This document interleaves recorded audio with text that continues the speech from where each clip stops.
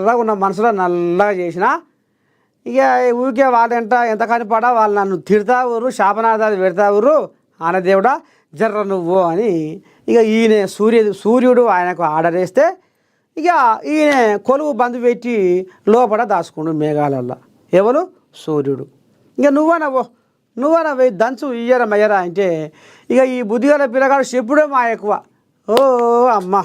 జోలపాడ వాడుకుంటా సపాటు కొట్టుకుంటా రానే వచ్చిండు ఇక వచ్చి ఇక మరి ఇక కిందికో మీదికో ఇయ్యర మయ్యర సప్పరిస్తుండు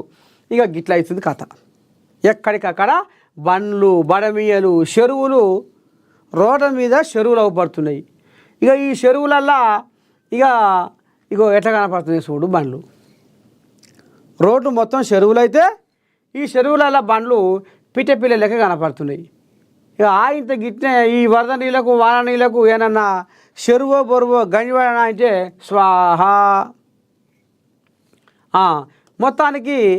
దేశ ఆర్థిక రాజధాని ముంబై మహానగరం చరిత్రలో కొత్త అధ్యాయం లిఖించబడింది గత 107 సంవత్సరాలలో ఎన్నడూ లేనంతగా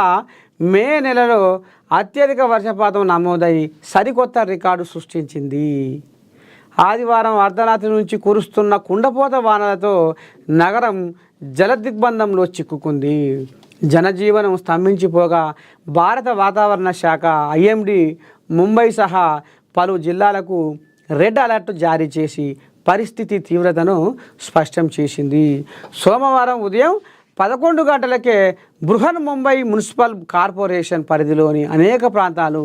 200 మిల్లీమీటర్లకు పైగా వర్షపాతంతో తడిసి ముద్దయ్యాయి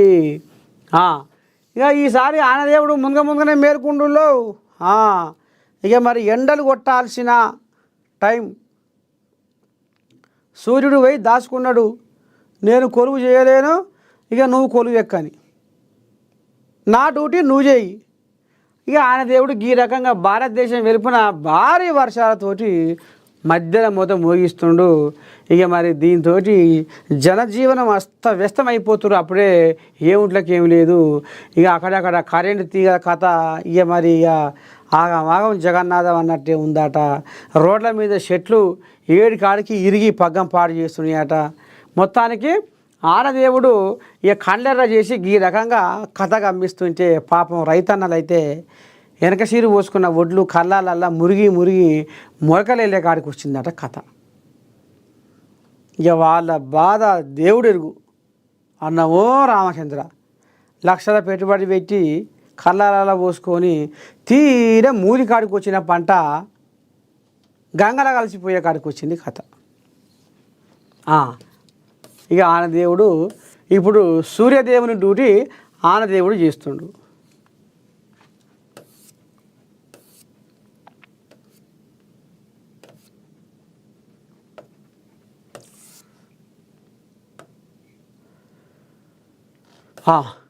మూడు రోజులున్నా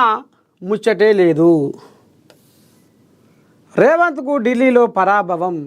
అపాయింట్మెంట్ ఇవ్వని రాహుల్ గాంధీ కానీ టీపీసీసీ అధ్యక్షుడితో 2 సార్లు చర్చలు కుటుంబంతో వెళ్ళి కలిసిన మహేష్ కుమార్ గౌడ్ సోమవారం ఢిల్లీలో కాంగ్రెస్ అగ్రనేత రాహుల్ గాంధీతో పీసీసీ చీఫ్ మహేష్ కుమార్ గౌడ్ కుటుంబం మంత్రివర్గ విస్తరణపై సీఎం ప్రతిపాదనలు పక్కకు 4 పేర్లను సిఫారసు చేసిన రాహుల్ గాంధీ 3 పేర్లపై ముఖ్యమంత్రి రేవంత్ అభ్యంతరం వేసుకో వాకిటి శ్రీహరి పేరు సూచించిన మల్లికార్జున ఖర్గే ససేమిరా అన్న సీఎం ఆది శ్రీనివాస్ కోసం పట్టు మహబూబ్ నగర్ నల్లగొండ బిర్తులపై పీఠముడి మంత్రివర్గ విస్తరణకు మరింత సమయం పట్టే ఛాన్స్ రాష్ట్ర కాంగ్రెస్ వర్గాల్లో జోరుగా చర్చలు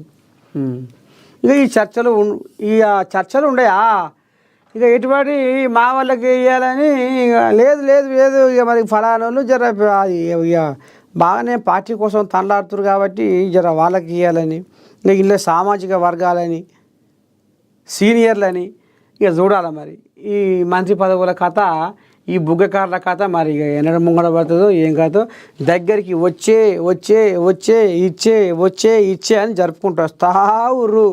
ఇక మరి అది కొసకి ఎట్టవుతుందో ఏం కథో కానీ వచ్చే అంటారు అని వీళ్ళు నోరు చాపుకొని ఉన్నారు. ఇక మరి రేపు ఎంతమంది ఆ నోరు మూసుకుంటారో ఇంకా రేపు ఎన్ని కయ్యాలు.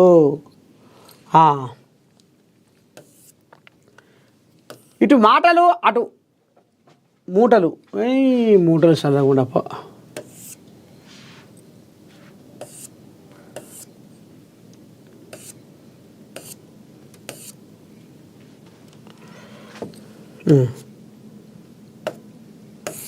దా